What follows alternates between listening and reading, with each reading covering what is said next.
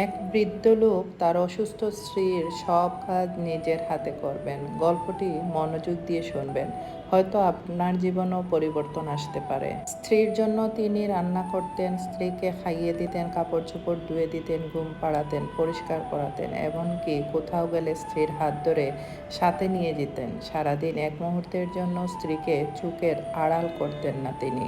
এটা দেখে একদিন এক প্রতিবেশী কিছুটা বিরক্ত সহকারে বৃদ্ধকে জিজ্ঞাসা করলেন, আপনি সারাদিন আপনার স্ত্রীর সাথে থাকেন কেন?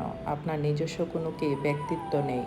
বৃদ্ধ লোকটি তখন একটা দীর্ঘশ্বাস ছেড়ে বললেন, আমার স্ত্রী একজন আলজেইমার রোগী, সে একা একা কিছুই করতে পারে না।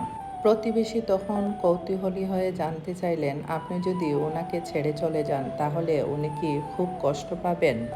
জবাবে তখন বৃদ্ধ বললেন, আমার স্ত্রীর স্মৃতি বলে কিছুই নেই, সে কে তাও সে জানে না।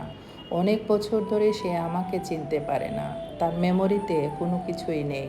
প্রতিবেশী বিস্মিত দৃষ্টিতে বললেন, তারপরও প্রতিদিন আপনি তাকে সঙ্গ দিয়ে যাচ্ছেন, যে আপনাকে কখনোই চিনে না।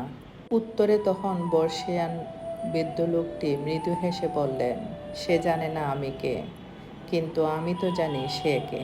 সে হলো আমার ভালোবাসা। সে হলো আমার জান্নাতে যাওয়ার একটা মাধ্যম। সে হলো আমার জীবনের প্রতিটা মুহূর্তের স্মৃতি।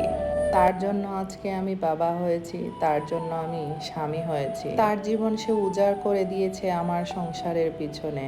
আর আমি তার জন্য এই ছোট্ট কাজটি করতে পারবো না? সবার জন্য দোয়া রইল। ভালো থাকুক সবাই।